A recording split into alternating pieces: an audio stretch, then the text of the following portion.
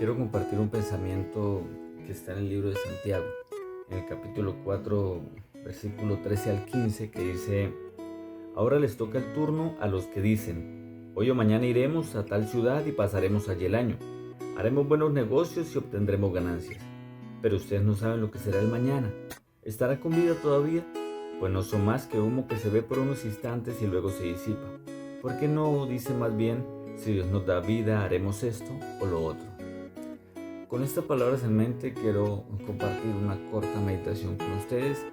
Es mi tarea, pienso que es todo el que conoce a Cristo, el que tiene la oportunidad de que su vida sea transformada, tiene un deber y tiene una misión y un proyecto el cual debe llevar a cabo, ¿sí? Y ese proyecto es muchas veces la tarea principal que deja uno a un lado, y es predicar el Evangelio, ¿saben? Estamos en un mundo donde corremos diariamente detrás de nuestros sueños, de nuestras metas, de una mejor economía, ¿sí? Y yo sé que no es malo porque Dios está con nosotros y desea lo mejor para nosotros, ¿sí? Pero a veces olvidamos a quien nos provee, olvidamos quién es el que nos da las cosas, olvidamos que necesitamos de Él para poder llevar a cabo estos planes. Así que hoy quiero meditar en esto, puntualmente en estos tres textos, ¿sí? Así que vamos allí a esa cita que dice Santiago capítulo 4, versículo 13 al 15, y vamos a iniciar analizando, escudriñando la primera lección que nos puede dar el primer versículo. ¿Sí? El primer versículo dice que ahora les toca el turno a los que dicen: hoy o mañana iremos a tal ciudad y pasaremos allí el año, haremos buenos negocios y obtendremos ganancias. ¿Sí? De este versículo podemos obtener tres conceptos, ¿sí? Tres situaciones se están pasando allí. Se está hablando como de un hombre o de dos hombres que dicen que mañana iremos, haremos cosas y obtendremos ganancias, haremos negocios, ¿sí? Y hoy en día muchos viven así, con esa mentalidad, con ese pensamiento, con planes, sueños, anhelos, ¿sí? Pero Santiago se dirige aquí a los cristianos que no tienen en cuenta a Dios en sus actividades diarias. Primer concepto, ¿sí? Aquí el apóstol escribió para aquellas personas que en su día a día no tienen en cuenta a Dios. Se levantan, salen, van, vienen, planean a futuro, ¿sí? A años, ¿sí? ¿Me entiende? A 2 años, 3 años, y no tienen en cuenta a Dios, no recuerdan a Dios y no saben que Él es el que provee todo lo necesario. Y es importante que entendamos esto, seamos de la religión que seamos, tener claro esto, que quien nos provee todo es Dios, ¿sí? Ahora el versículo 14 dice: pero ustedes no saben lo que será el mañana. ¿Estarán con vida todavía? Pues no son más que humo que se ve por unos instantes y luego se disipa. La vida es neblina. Hoy estamos y mañana ya no.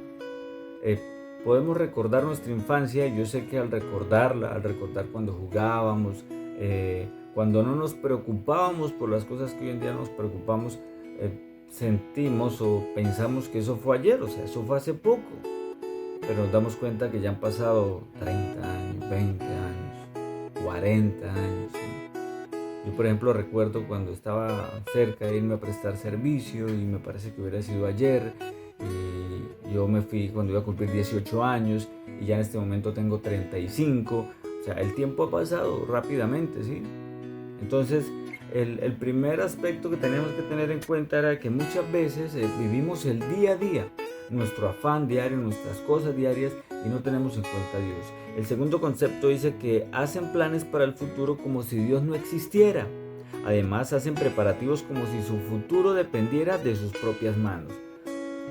Hoy en día se volvió popular en muchas personas, influencer o como le digo, esas personas que hacen una misión de llevar mensajes positivos a las personas, enseñan de que todo lo puedo hacer yo por mi propia capacidad, ¿sí? Porque yo tengo la capacidad de levantarme, de hacer, de lograr. Y eso me lleva a pensar en alguien. En la Biblia está esta historia, en el libro de Daniel, hablando de Nabucodonosor, cuando se paró el rey Nabucodonosor a mirar Babilonia, aquella gran ciudad, y él dice: esta gran ciudad que yo levanté con mis manos, con mi sabiduría, con mi entendimiento. Entonces, Aquí se ilustra, el libro de Santiago, el profeta ilustra primero a una persona, un hombre, una mujer que en sus actividades diarias, ¿sí? Recordando el primer aspecto, no tiene en cuenta a Dios.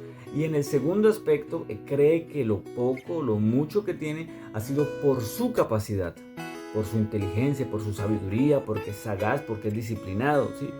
Y olvidamos de que lo que hoy día tenemos, Dios nos lo proveyó. Nosotros, yo tengo claro que yo soy solo un administrador en esta tierra.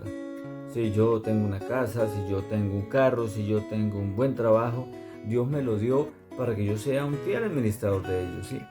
Nosotros a donde vayamos tenemos que dar testimonio del amor de Dios.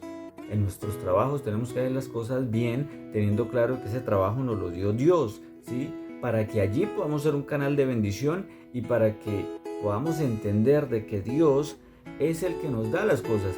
Soy bueno en mi trabajo, pongo un ejemplo. Si yo soy bueno en mi trabajo es por mi capacidad, por mi habilidad. Hoy en día eso es lo que se dice, pero no es así. Es porque Dios pone en mí esa capacidad, es porque Dios me da esa sabiduría, ese entendimiento para hacer las cosas. Yo tengo que tener claro eso. Santiago nos está ilustrando de que en los últimos tiempos, de que siempre ha habido esta problemática donde el ser humano se adjudica sus logros, que son míos, que yo lo hago y hago planes a futuro sin tener en cuenta a Dios. Cuando olvido que mi vida es, como dice el texto, un vapor que hoy está y mañana ya no. ¿Para qué hacemos planes para mañana? ¿Es malo hacerlo? No, no es malo hacerlo. Pero tenemos que tener en cuenta primero de saber qué es lo que quiere Dios para mi vida. Ahora, el tercer aspecto dice que la prosperidad material no es un pecado. Sí hay que aclarar esto porque muchos dirán, entonces el dinero es malo. No, el dinero no es malo. Los malos a veces somos nosotros y nuestra creencia, nuestra manera de aplicar las cosas, nuestro egoísmo, nuestro amor al yo, a mí primero, a no tratar de ayudar a nadie, sino que siempre tener las cosas en beneficio de mí mismo. Y cuando se supone que somos cristianos o que creemos en Dios o que imitamos a Jesús o que queremos imitarlo a Él, sabemos que Jesús vino a dar la vida por los demás, vino a servirle a los demás. Siempre que hubo una bendición para alguien en la Escritura, en la Biblia, en cualquier profeta que usted lea, fue para que Dios lo llamó para que fuera un canal de bendición para los demás. Así que la prosperidad material no es un pecado si no toma el lugar del propósito que debe ser primordial para cada cristiano, o sea, el cumplimiento de la voluntad de Dios. Tener claro que si Dios me dio dinero, yo tengo que tener claro los dos aspectos anteriores, de que cada plan que yo tenga, de que cada una de las actividades que yo haga, yo lo lleve a Él conmigo, de que yo esté en una comunión con Él, ¿sí? De que si hago un plan a futuro, yo tenga claro de que Dios está conmigo y si Él me lo concede, amén, y si no, pues amén también, porque si Él no me concedió las cosas, fue por algo, ¿cierto? Ahora, seguimos en el versículo 15 que dice, ¿por qué no dicen más bien, si Dios nos da vida haremos esto o lo otro? O sea, hay una frase popular que dice, si Dios quiere, si es la voluntad de Dios.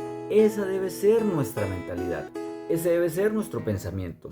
El hombre del primer caso que leímos no tiene en cuenta la voluntad de Dios para su futuro, pues prefiere las ganancias materiales, ¿sí? Prefiere perseguir sus sueños de una manera egoísta, prefiere creer que es por su capacidad y no por lo que Dios pone en él. Sigue diciendo, pero el segundo, o sea, este último, en el versículo 15 que dice, ¿por qué no dice más bien, si Dios nos da la vida haremos esto o aquello? ¿Sí? Dice que el segundo, el que comprende la incertidumbre de la vida, o sea, de que somos neblina, que hoy estamos y mañana ya no, dice, se esfuerza para que predomine en su vida el afán de servir a Dios. ¿Cuál es el afán de servir a Dios? Dios nos da capacidades y esto lo hablo yo muchas veces con mi esposa. Todos tenemos una capacidad, un don, ¿sí? Una habilidad. Mis amigos se burlaban de mí porque yo soy bueno para hablar, ¿sí? Yo hablo mucho, me paso mucho, ¿sí? Ya llevo 10 minutos, supone que eran 5. Hablo demasiado, pero yo tengo que enfocar, canalizar lo que sé hacer, lo que yo puedo hacer para servirle al Señor. Mi tarea es esta. No siempre lo hago porque el tiempo no me alcanza, porque cuando queremos servirle a Dios se nos presenta mil y una cosas, ¿saben? No tengo muchos suscriptores en el canal de YouTube y tal vez algunos no lo miren completo, pero tengo que intentarlo, tengo que servirle al Señor. Si soy bueno haciendo esto, debo tratar de esforzarme por hacerlo bien y hacerlo para Él, ¿sí? Ahora dice que esta persona sabe que Dios tiene un plan especial para ella y que solo hallará la verdadera satisfacción si lo obedece. Algo muy claro y puntual y que yo recalco siempre que tengo la oportunidad de hablar, y es que todos tenemos un propósito en esta vida. ¿Por qué? Porque el libro de Isaías, la palabra de Dios dice que Dios sabía de antemano que Leonardo, que cualquiera que se ve mirando este video iba a existir. Tú ibas a existir. Si estás mirando este video, Dios sabía de antemano. No eres cuestión del azar o de la suerte, no.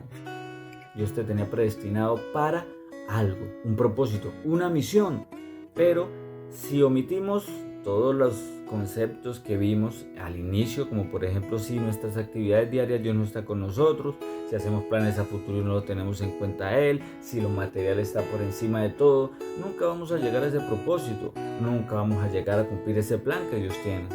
En cambio, si nosotros aceptamos el llamado de Dios y en medio de nuestra imperfección, porque yo soy imperfecto, no soy un ser perfecto, cometo errores, fallos, sí, pero luchamos por tratar de servirle al Señor, al final encontraremos satisfacción en nuestra vida.